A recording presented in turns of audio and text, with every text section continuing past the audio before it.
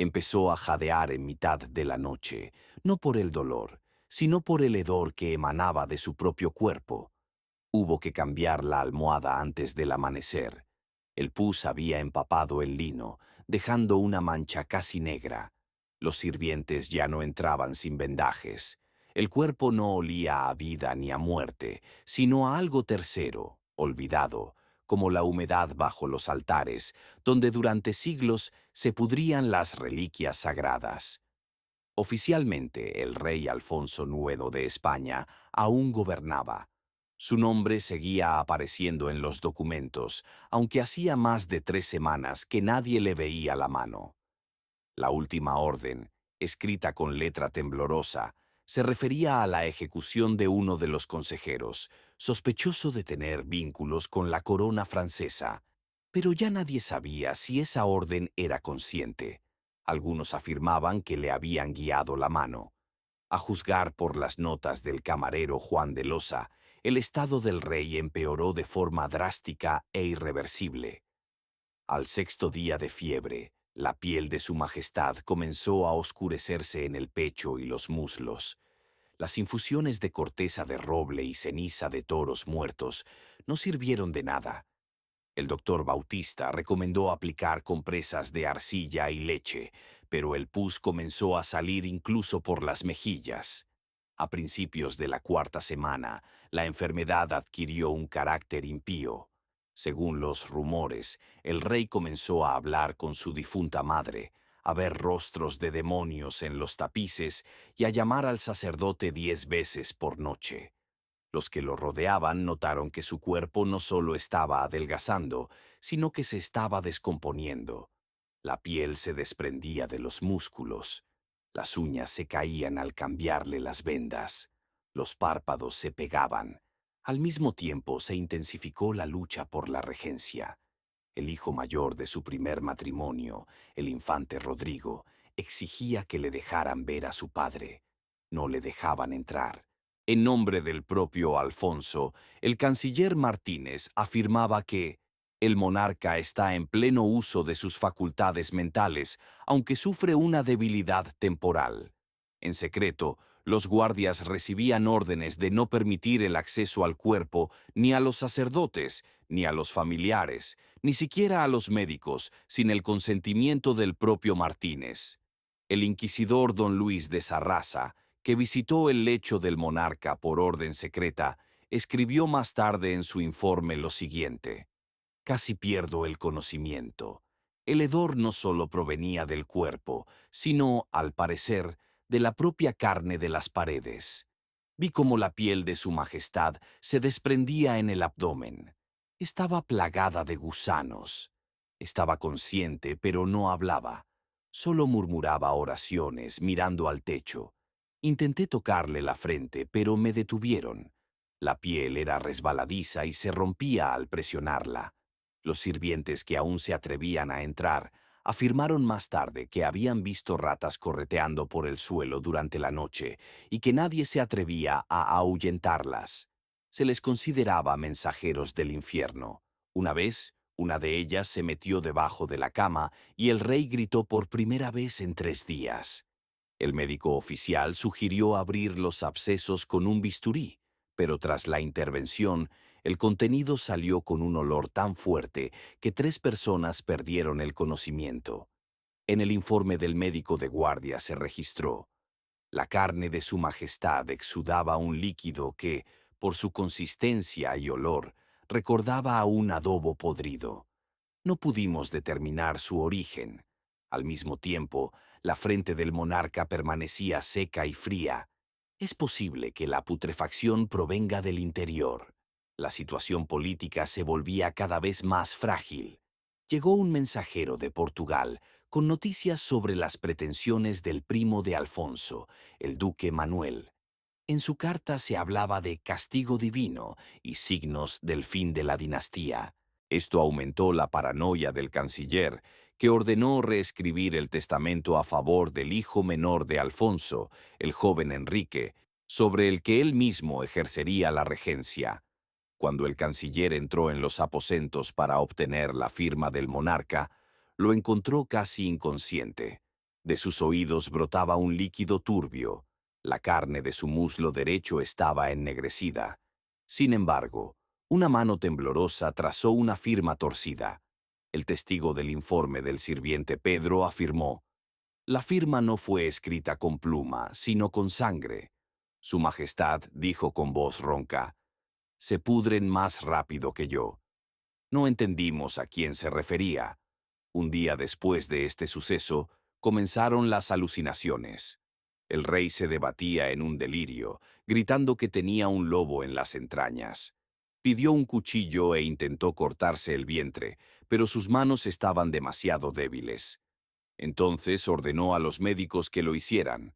Uno de ellos fingió cumplir la orden haciendo un corte en el tejido ya muerto, tras lo cual el rey perdió el conocimiento. Los rumores sobre lo sucedido se filtraron fuera del palacio. Una multitud se reunió frente a la catedral de Santa Catalina. Algunos rezaban, otros exigían una audiencia con el rey. La noche anterior había sido especialmente aterradora. Desde los aposentos se oyeron gritos que parecían cristales rompiéndose. Luego, silencio. A la mañana siguiente, uno de los sirvientes más antiguos dijo: el rey está vivo, pero por el olor, ya no. No volvieron a cambiarle la ropa al rey. Cualquier intento de cambiarle la camisa o las sábanas terminaba con la piel pegada a la tela. El último sirviente que se atrevió a cambiarle la ropa interior la dejó caer directamente en la chimenea. En el dobladillo quedaron restos de carne. El médico Bautista lo calificó de autodescomposición hasta la muerte. Nadie lo contradijo. En su cuello apareció una franja oscura, parecida a una quemadura.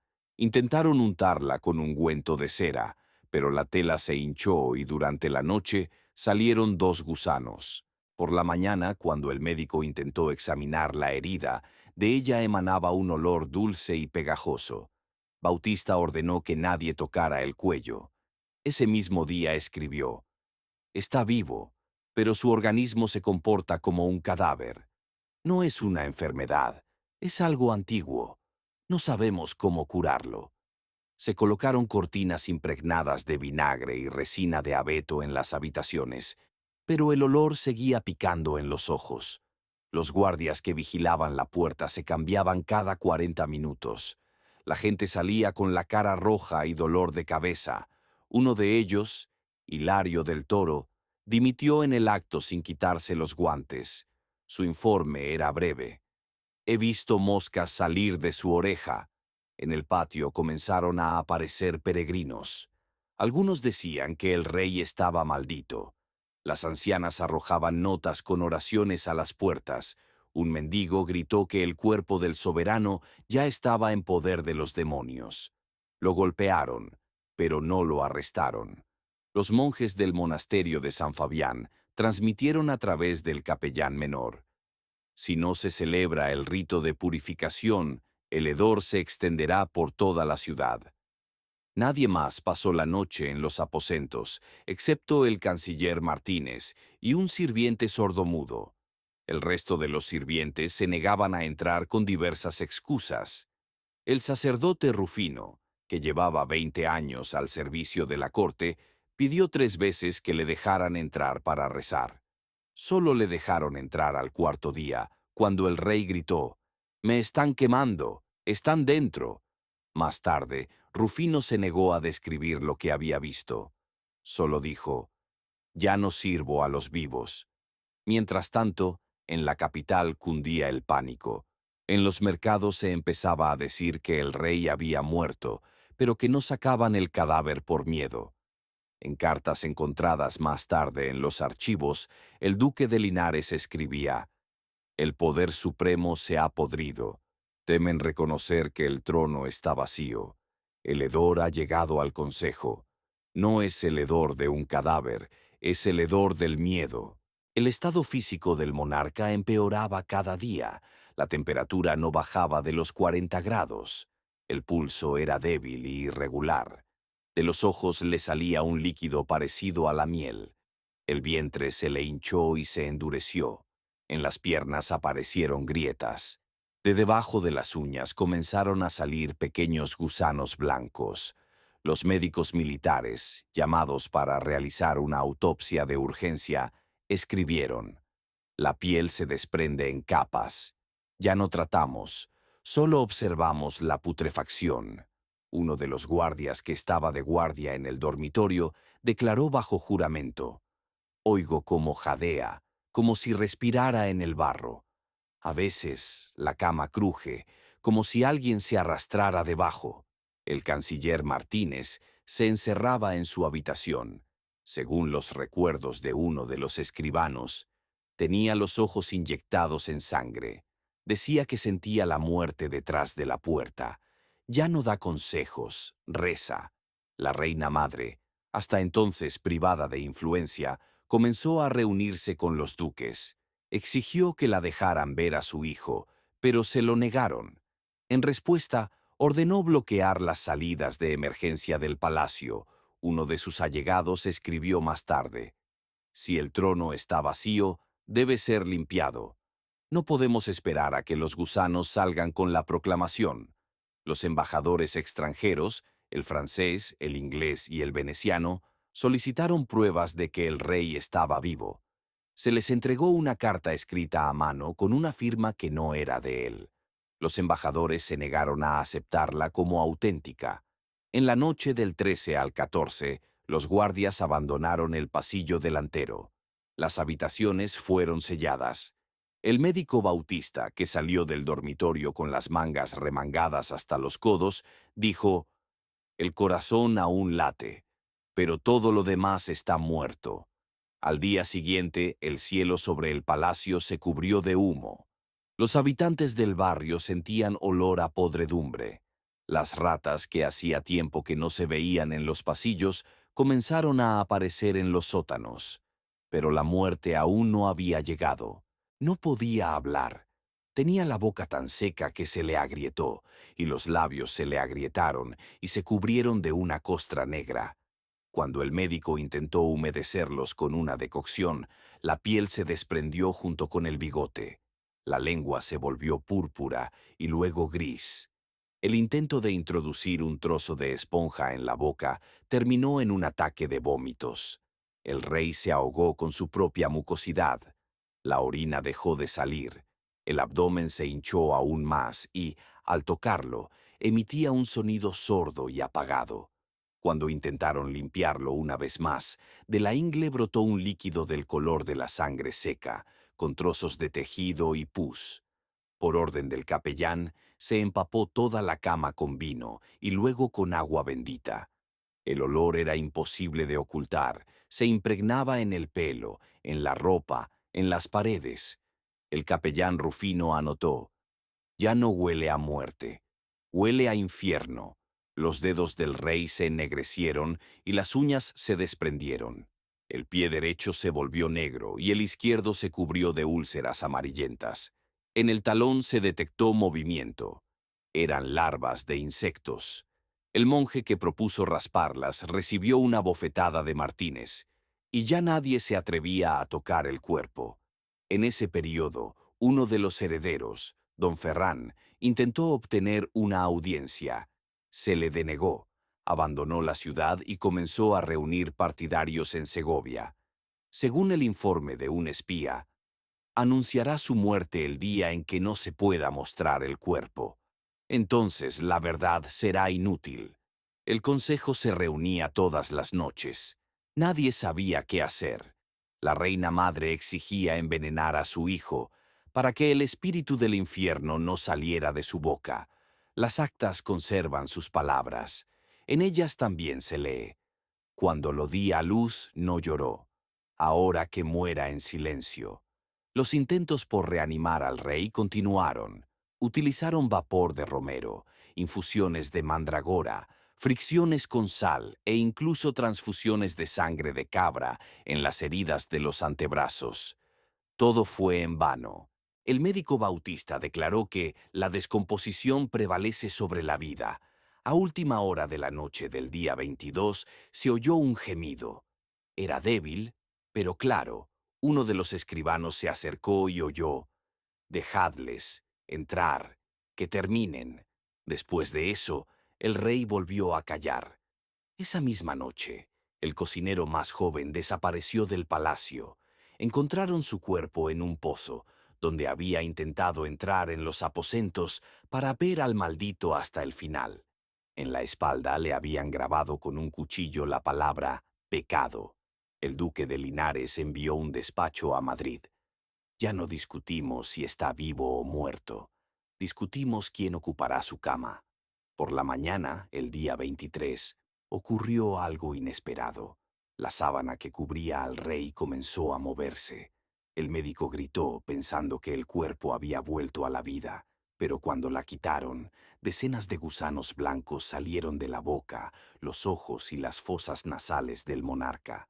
Se esparcieron por su rostro y se movían en sus oídos. Uno de ellos cayó al suelo y desapareció rápidamente bajo las tablas. El monje Rufino dejó caer el incensario y gritó: «Es una señal». Se lo llevaron. Los carpinteros comenzaron a revestir las habitaciones con tablas, con la esperanza de contener el olor y los rumores. En la puerta apareció una inscripción: «No entrar, ni vivo ni muerto». El canciller Martínez apenas salía de la habitación. En un informe encontrado en el archivo años más tarde, escribió: «Si admitimos que está muerto, perderemos el trono. Si decimos que está vivo, perderemos el país». Los que vivían cerca del palacio comenzaron a mudarse. La plaza del mercado quedó desierta. Un zapatero se ahorcó y dejó una nota: «Él no morirá hasta que yo muera». Las campanas de las iglesias no sonaban y la gente decía que ni siquiera Dios quiere oír ese sonido. La guardia informó de que habían aparecido ratas en los pisos superiores. Se oían ruidos en las habitaciones. El sirviente Gómez declaró bajo juramento: «No tienen miedo. Están sentados junto a la puerta, esperando». A última hora de la noche del día 24, el cuerpo comenzó a emitir sonidos. Llamaron urgentemente a los médicos. Bautista informó: «Gases. Es lo último. Ya no hay nada vivo dentro». 2 horas después, el abdomen del monarca reventó. 2 días después de que la piel del abdomen del monarca se agrietara y comenzara a salir un líquido espeso y verde oscuro con larvas blanquecinas, la puerta de sus aposentos fue sellada con lacre. Oficialmente, para garantizar la paz de su majestad; extraoficialmente, para contener el hedor y el pánico dentro del palacio. Los guardias se mantenían con trapos en la cara, algunos con máscaras impregnadas en vinagre. Ya no se permitía a nadie acercarse al cuerpo. El último en entrar en la sala fue el capellán Bernard, enviado para leer los salmos. Media hora después salió en silencio, dejando caer el pergamino con la oración, y nadie volvió a verlo. Corrían rumores de que había huido a un monasterio, donde se había cubierto el rostro con ceniza y había hecho voto de silencio. Mientras tanto, en el consejo se libraba una batalla silenciosa. No existía un heredero legítimo. El monarca tenía un bastardo, reconocido en vida, pero rechazado por la Iglesia. La alta nobleza insistía en una regencia colegiada, los jóvenes guardias, en la proclamación inmediata de un nuevo soberano. El testamento no estaba firmado. El pergamino con su borrador yacía sobre la mesa del canciller, junto a una mancha de sangre. El cuerpo se descomponía rápidamente. El médico Giro informó: «La temperatura en las habitaciones es alta y la carne se ha podrido hasta los huesos. El tórax estaba al descubierto y los órganos hinchados. Los gusanos salían por la boca. No es necesario embalsamar el cadáver, sino incinerarlo». Esta propuesta causó indignación entre el clero. El obispo Mora afirmó que la incineración del cuerpo del rey era una afrenta al trono y pondría en tela de juicio todo su reinado. Entonces se decidió envolver el cuerpo en 3 capas de tela, rociarlo con vinagre mezclado con cera y esconderlo en un ataúd de plomo. El procedimiento duró toda la noche. Los carpinteros se negaron a acercarse, por lo que hubo que recurrir a los sirvientes de la cocina. Afirmaban que el cuerpo ya no tenía forma. Uno de ellos declaró más tarde: pensábamos que era un toro muerto, pero era un hombre. El ataúd fue sacado en secreto, a las 4 de la madrugada. El panteón quedó vacío. A la mañana siguiente comenzó una epidemia entre los que se encontraban en la parte sur del palacio. 5 personas, entre ellas uno de los guardaespaldas, murieron de fiebre con úlceras purulentas. El cuerpo fue enterrado en el patio trasero del monasterio de San Guillermo, en tierra esparcida con sal y plomo. La tumba no fue señalada. Mientras tanto, los rumores se extendieron por la capital. La gente afirmaba que el rey no había muerto, sino que se había pudrido porque había sido excomulgado, que le salían serpientes por la boca y que le habían encontrado marcas de mordiscos en el cuerpo. Los campesinos comenzaron a tocar las campanas por las noches. Al tercer día después del entierro, la multitud irrumpió en la iglesia, donde se celebraba la misa, y exigió que se le diera de nuevo la extrema unción para que el espíritu no regresara. En el propio palacio comenzaron los enfrentamientos. La guardia apoyó al bastardo, pero los nobles llamaron al ejército de las provincias del norte. El canciller fue envenenado 6 días después, según los rumores, con veneno vertido en la tinta. En las 2 semanas siguientes se sucedieron 3 gobernadores, ninguno de los cuales duró más de 5 días. Los sacerdotes describían en sus cartas lo que estaba sucediendo como el juicio de Dios, enviado sobre la estirpe maldita. Uno de ellos, en una nota encontrada más tarde entre los escombros de la catedral, escribió: el pueblo escupía en dirección al palacio y los niños dibujaban en las paredes calaveras en descomposición con coronas. Era su último rey. Un mes después, la capital quedó envuelta en un incendio provocado. Varias casas nobles ardieron junto con sus bibliotecas. Casi no se conservan crónicas de la época. Todo lo que se sabe es que había cadáveres en el puente y sangre en los pozos. El poder político se desmoronó definitivamente. Católicos y reformistas iniciaron una lucha abierta. Uno de los antiguos consejeros, que huyó a Génova, escribió: el cuerpo murió, pero el hedor permaneció en las leyes, en los salones, en los corazones de la gente. Incluso aquellos que lo odiaban se volvieron peores que él. Así terminó la dinastía que gobernó durante 2 siglos. Así murió un hombre cuyo cuerpo se descompuso más rápido de lo que la Iglesia tardó en confesar sus pecados. Su muerte no trajo paz, sino que se convirtió en el germen de la descomposición de todo el reino.